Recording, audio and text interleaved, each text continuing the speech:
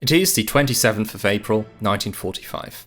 More than 7 years had passed since the German Wehrmacht had marched into Austria without resistance. Uniting the small Alpine country with Germany had been the first step in Adolf Hitler's grotesque grand plan to bring about a new order in which the Greater German Reich would dominate Europe. In March 1938, the self-proclaimed Führer announced the Anschluss, or joining of Austria into Germany, from the balcony of the Hofburg in Vienna under thunderous applause of over 100,000 people. Many Austrians cheered for the annexation and saw it as the righting of a historical injustice. The long-awaited Greater German solution could finally be achieved. Outwardly, this annexation was legitimized by an unfree and undemocratic referendum in which, according to official figures, 99.73% of Austrians voted in favor of the annexation. As a result, Austrians became German citizens, and even the name Austria was erased and replaced by Ostmark. But in April of 1945, these events 7 years ago seemed unimaginable, like something out of a bad dream. In the meantime, the Nazis had set up a regime of terror, and the Third Reich had brought about the most devastating war in world history, which also culminated in the extermination of the European Jews.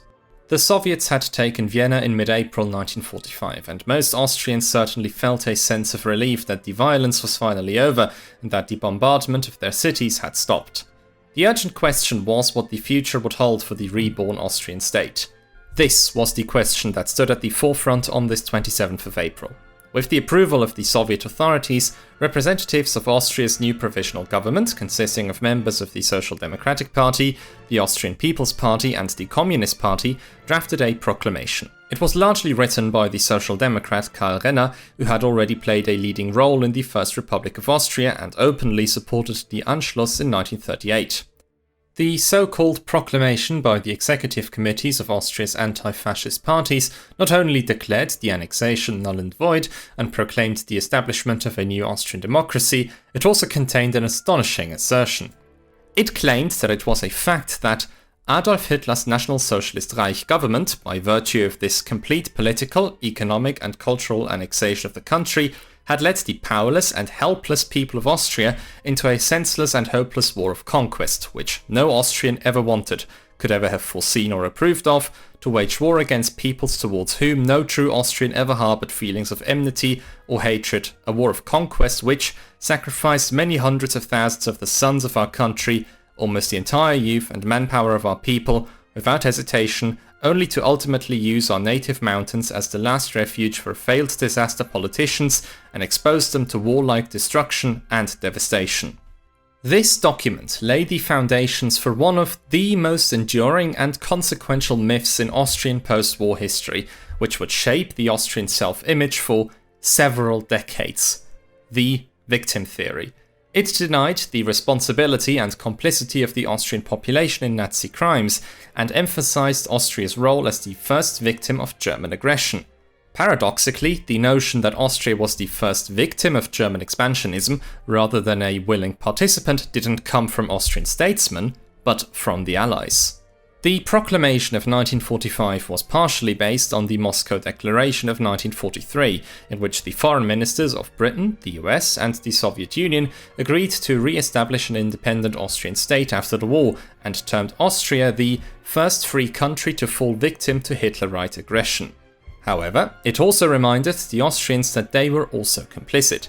Austria is reminded, however, that she has a responsibility, which she cannot evade, for participation in the war at the hands of Hitlerite Germany, and that in the final settlement account will inevitably be taken of her own contribution to her liberation.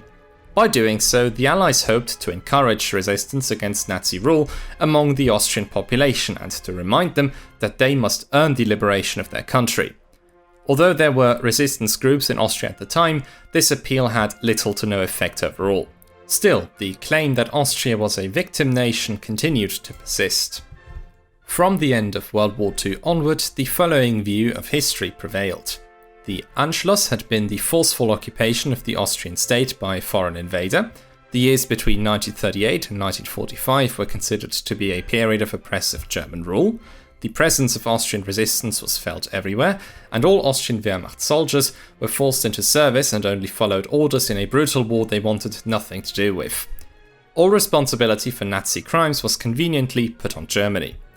One of the earliest expressions of this sentiment was the new coat of arms introduced in May 1945, featuring the eagle of the First Republic, only this time with broken chains.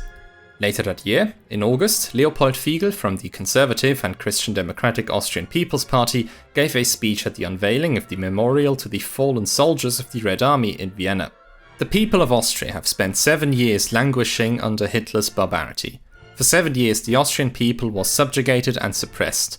No free expression of opinion, no confession of an idea was possible, as people were forced into blind servitude by a reign of brutal terror and violence.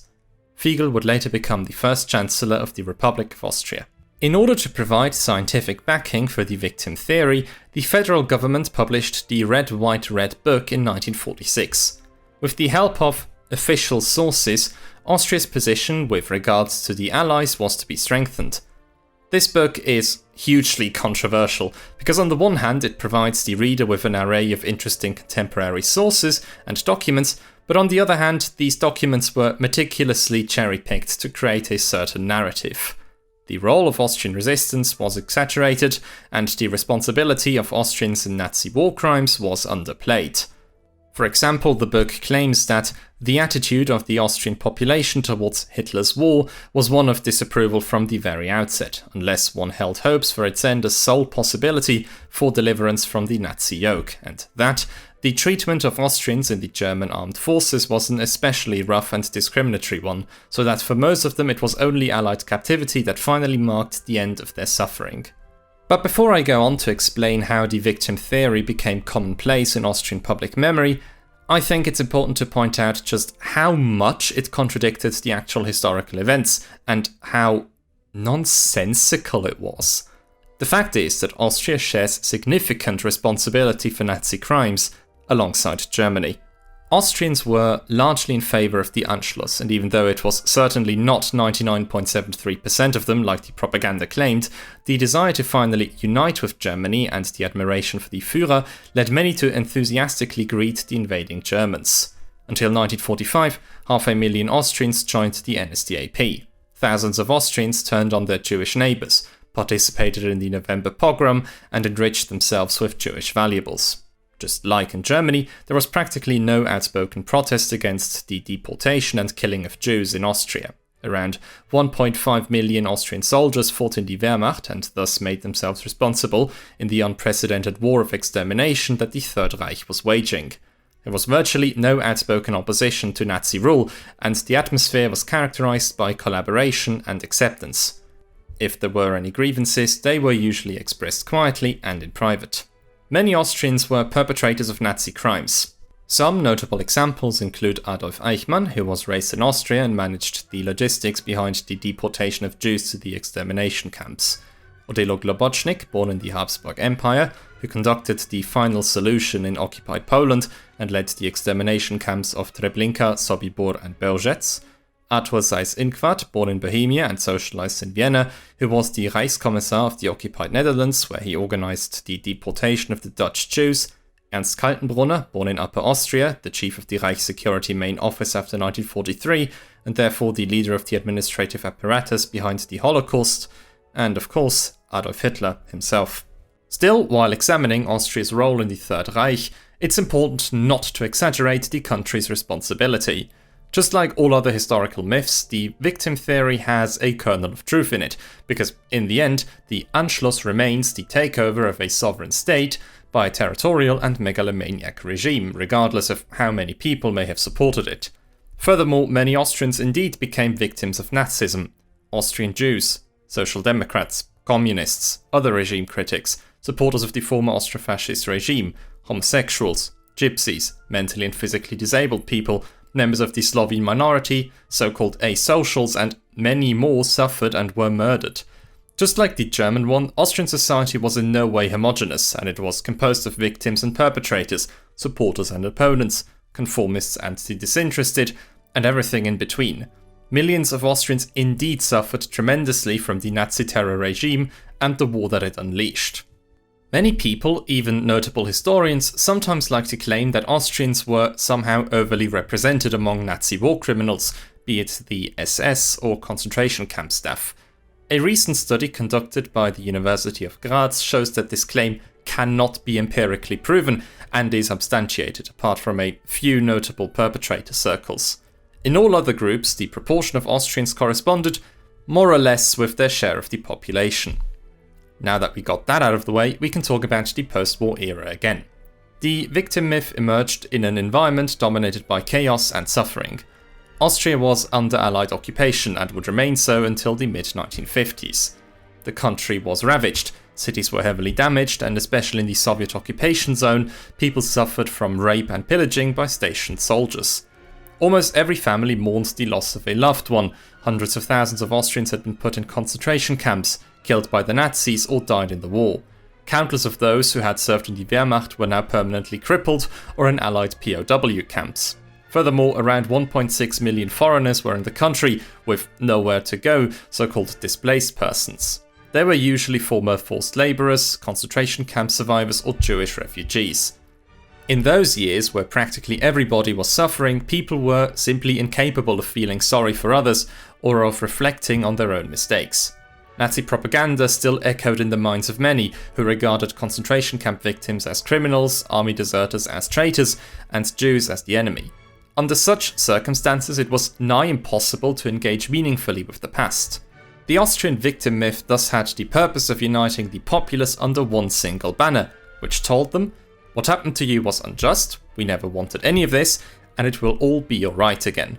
This is exemplified by the semi-official anti-fascist exhibition held in 1946 at the Vienna House of Artists, entitled "Lest We Forget." The imagery in this exhibition is clear. Fascism belongs to the dustbin of history, and we've all overcome it. What's interesting, however, is that the Nazi crimes were attributed to German or Prussian fascism and considered to be un-Austrian. This was the same time frame that a unique Austrian national identity, far apart from the German one, began to emerge, and everything Austrian was especially emphasized. In illustrations of the time, Austrians were shown as an easygoing, cultured, peaceful and friendly people, in stark opposition to the stereotype of the warmongering, stern and rude German. So the victim myth had high ideological purposes. It sought to unite the population, and it gave the new Austrian state a unique identity, something it had sorely lacked in the interwar period. But the victim myth also had another, a more heinous component.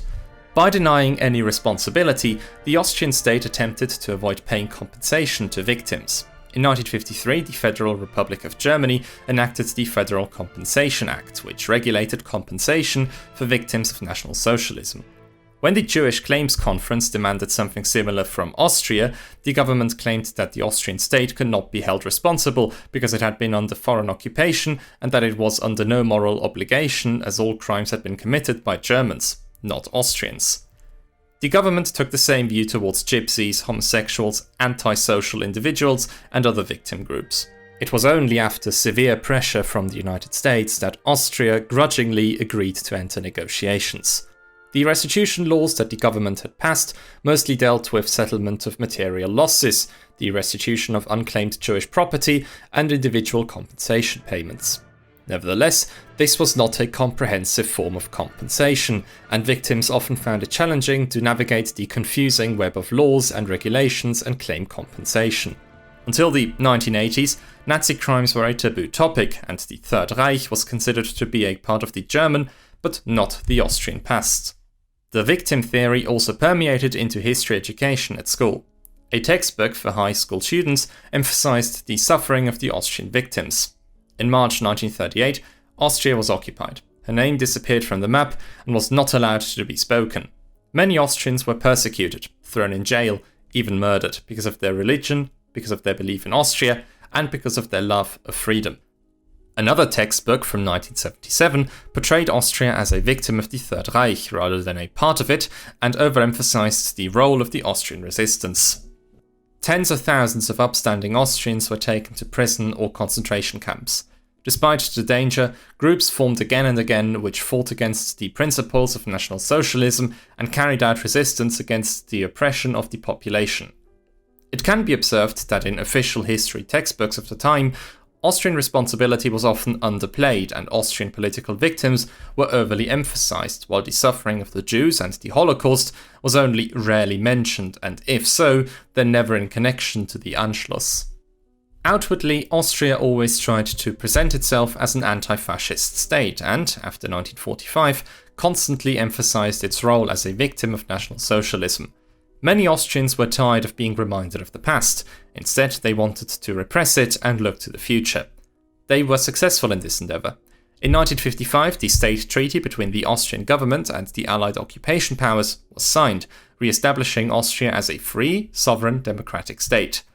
Shortly before the signing, Foreign Minister Leopold Fiegel succeeded in convincing the Allies to remove the clause that had originally been intended to establish Austria's shared responsibility for the Second World War and National Socialism.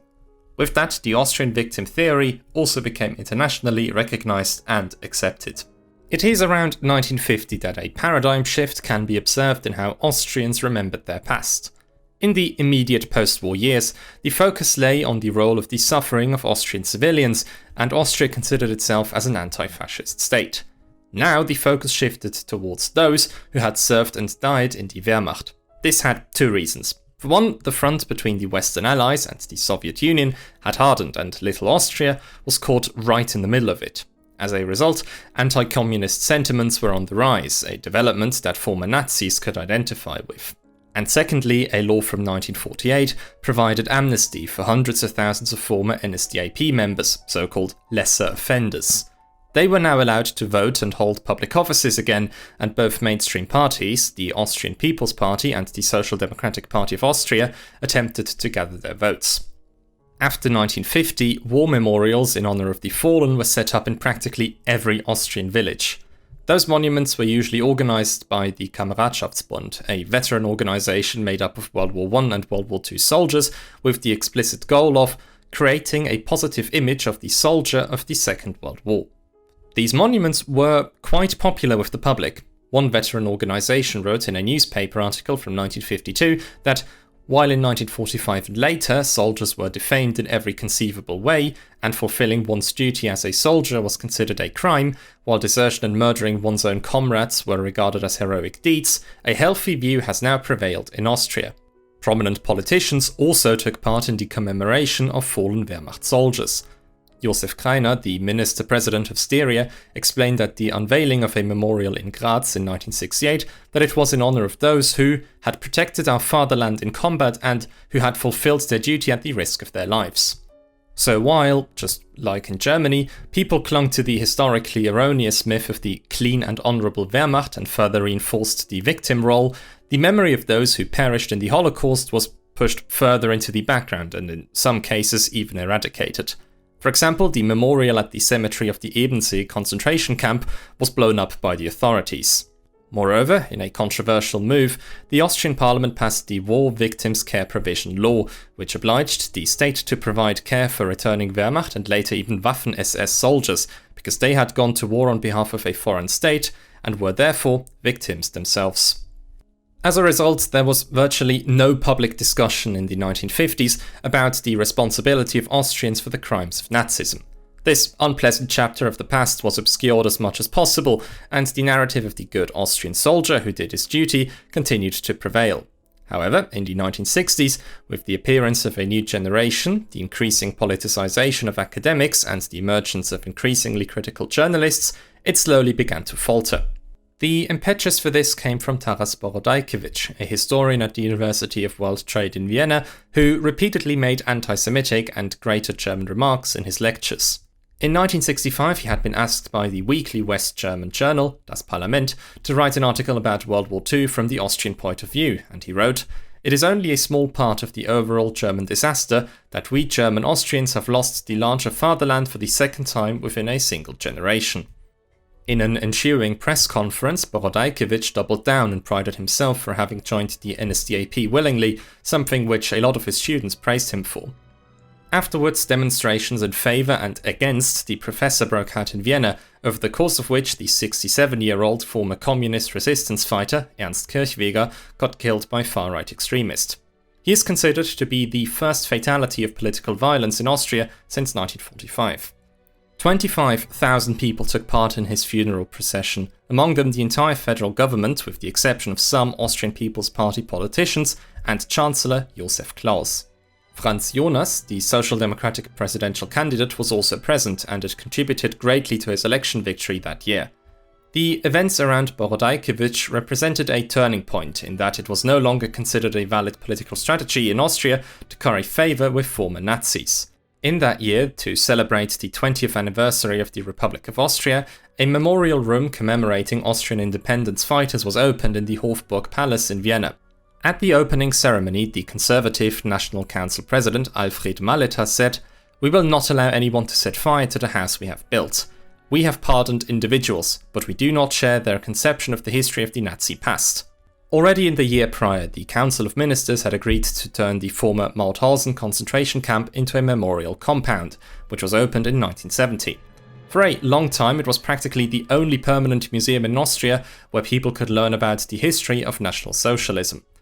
Overall, however, Austria continued to adhere to the victim narrative, and the state's historical memory focused primarily on the resistance fighters. This, of course, needed to be backed up by research, so the staff at the Austrian Resistance Documentation Archive, which was still in private hands at the time, started collecting evidence of the strong Austrian resistance in a 3-part work on persecution and resistance in Vienna. This project had very explicit goals, and the authors stated that they had the intention of lifting the frequently disputed or minimized resistance once and for all from the twilight of doubt and placing it on the solid ground of indisputable fact. Overall, the strong invocation for the Austrian resistance and the exaggeration of its significance was, no doubt, a great part of the victim myth. But it also had a revolutionary component, as it strongly distanced itself from the previous memory of history, which had largely been carried by veterans and former NSDAP members, and crystallized around mindlessly erecting warrior memorials. In 1975, a political feud broke out which had the potential to finally topple the victim narrative. 5 years prior, the Social Democratic Party had won the parliamentary elections, and Chancellor Bruno Kreisky ruled the country with a minority cabinet. This was made possible by the then relatively small Freedom Party of Austria, which mostly represented the national liberal and pan-Germanic layers of Austrian society, headed by Friedrich Peter. Kreisky's cabinet was immediately criticized by Simon Wiesenthal, a Holocaust survivor, Nazi hunter, and Austrian People's Party sympathizer, who was understandably upset with the slow progress of the prosecution of high-ranking Nazi criminals. He publicly pointed out that 4 ministers in Kreisky's government were former NSDAP members and accused Kreisky of having done so on purpose. But this wasn't the case, as 3 of those 4 had only been nominal members, and he had been unaware of the agriculture minister's SS membership. The latter was immediately dismissed, but Kreisky defended his cabinet. Due to his own Jewish background, he was determined to prevent himself from being accused of bias in the matter and becoming the victim of anti-Semitic attacks, which would have cost him his political career. He was rightfully angry with Wiesenthal for having tolerated former NSDAP members in previous conservative governments and not criticizing them loudly. A deep enmity now prevailed between the two men. In 1975, it erupted again when Kreisky, in the run-up to the parliamentary elections, agreed to the possibility of entering into a coalition with the Freedom Party and Friedrich Peter. Wiesenthal reacted by informing the president that Peter had been a member of an SS brigade that had been involved in systematic extermination campaigns on the Eastern Front. Kreisky had finally had enough and impulsively stepped in to protect Peter, who claimed that he knew absolutely nothing about any of the crimes. In a TV interview, he accused Wiesenthal of being a Nazi collaborator and an informant of the Gestapo. The Chancellor made this claim because he had recently been given forged documents produced by the Czechoslovakian and Polish secret services. Wiesenthal had been extremely unpopular in both countries due to his anti-communist stance, and the secret services saw this as the perfect opportunity to sabotage political coexistence in Austria. This sparked a never-ending public dispute between the two, and even 5 years later, Wiesenthal still had to defend himself in court against those false accusations. What should have been the long-overdue impetus for a critical examination of Austria's responsibility for National Socialism and the Holocaust turned into a complete farce. Austria's international reputation remained untouched, and Kreisky was able to establish somewhat healthy relations with Israel until he broke a taboo in 1980 by recognizing the Palestine Liberation Organization. The victim narrative would only begin to crumble in 1986, and the trigger for that was a man called Kurt Waldheim. Waldheim was a charismatic and experienced politician in the Austrian People's Party, had served as an ambassador, foreign minister, and even became the General Secretary of the United Nations. Now, in 1986, he ran for the role of president. Over the course of the election campaign, however, some uncomfortable questions about Waldheim's past began to be raised.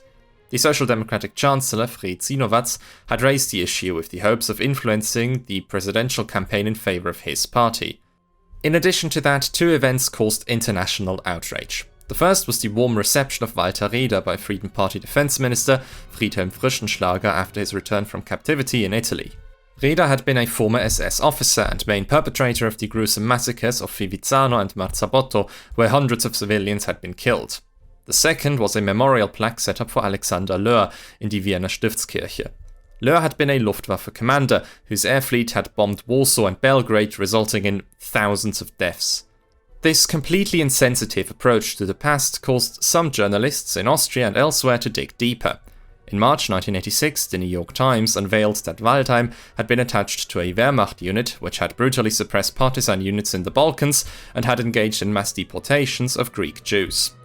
Later, the World Jewish Congress published a number of documents which proved those claims, alongside a picture of young Waldheim in Wehrmacht uniform.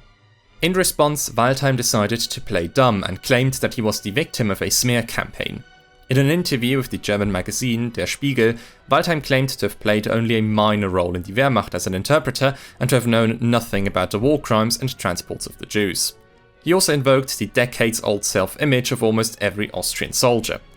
I was not a Nazi, I was not a member of the SA or the Nazi Student Union, I did not commit any war crimes. I was a decent soldier who, like hundreds of thousands of others, was forced to serve in the German army. I have nothing to be ashamed of.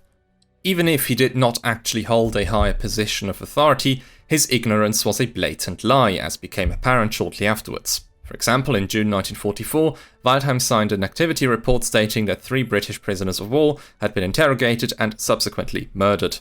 Waldheim might have gotten away with such statements 10 years earlier, but in the 1980s, public awareness of Nazi crimes had changed. The US series Holocaust from 1978 had shook the public, and in West Germany alone, 20 million people had watched at least parts of it. The German population, which had previously been reluctant to confront the Holocaust, was thus shown the full extent of Jewish suffering in graphic terms. In May 1985, US President Ronald Reagan visited the German military cemetery at Bitburg to commemorate the 40th anniversary of the end of World War II, where members of the Waffen-SS had been buried as well, which caused a huge international controversy. To calm the turmoil, German President Richard von Weizsäcker held a speech in the same month in which he described the defeat of the Third Reich as a day of liberation. In such an environment, it was simply unbelievable that an alleged war criminal was running for president in Austria, who also downplayed the responsibility of the Wehrmacht. Waldheim's strategy of portraying himself as the victim of an international smear campaign was highly successful. The Austrian People's Party promoted its candidate with the slogan "Now more than ever" and won over many voters. Waldheim achieved almost 54% of the votes in the second round of voting and became president of Austria until 1992. Many countries, but especially the United States, were outraged, and in 1987 the US Department of Justice compiled an internal dossier that directly linked Waldheim to war crimes. Admittedly, this report was extremely flawed and came to some incorrect conclusions. Although Waldheim had clearly known about the deportation of the Jews and the war crimes, he had not been involved as far as we know. Nevertheless, the Austrian president was placed on a watch list and banned from entering the country. The victim doctrine had been played out and was no longer accepted internationally. Austria had no choice but to face this fact.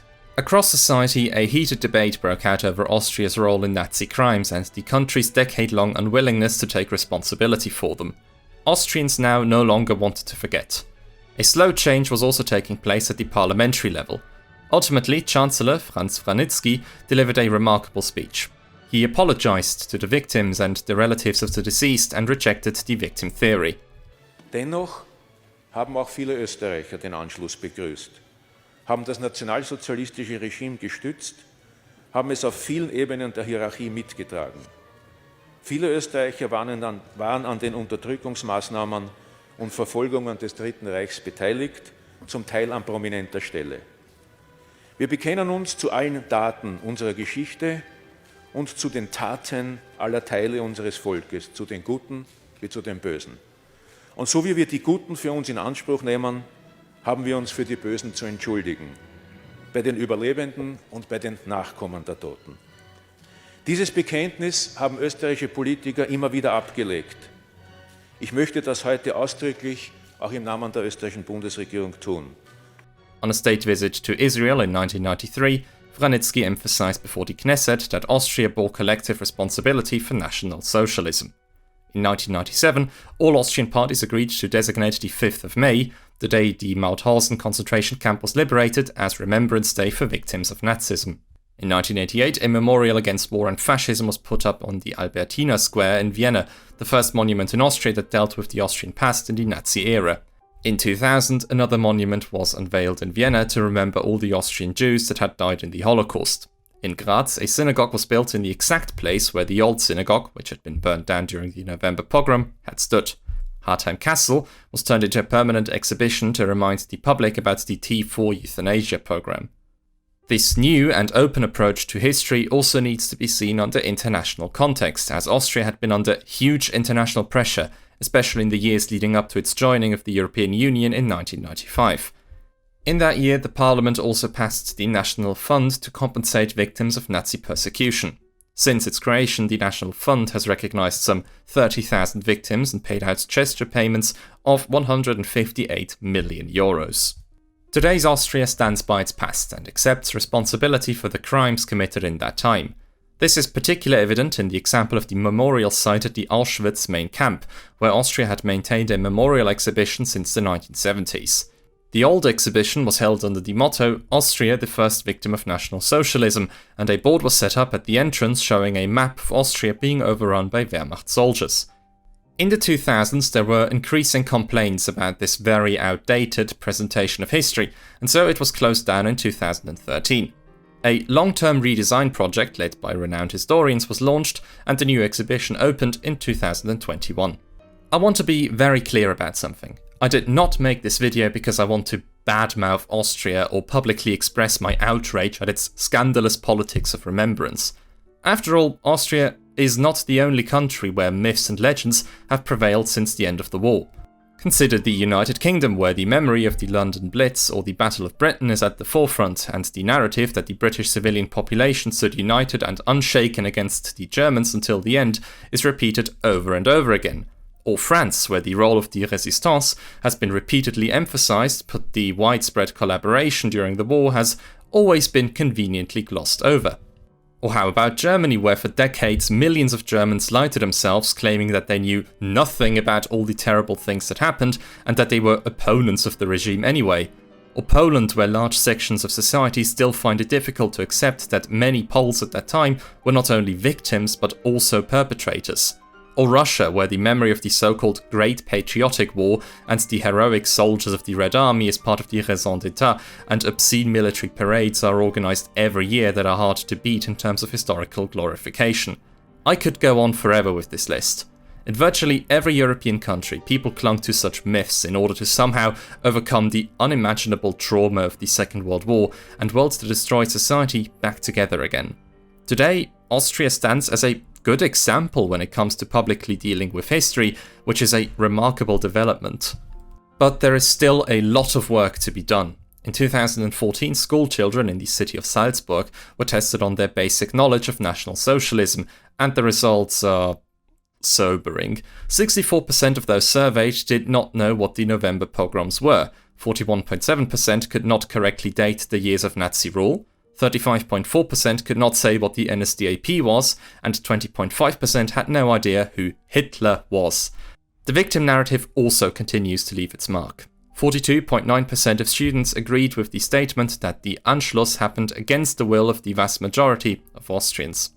I believe that it is important to approach history in an open and critical manner. It is never pleasant to deal with the unsavory and less glorious aspects of one's country's past, and in the short term explaining them away with myths may seem comforting.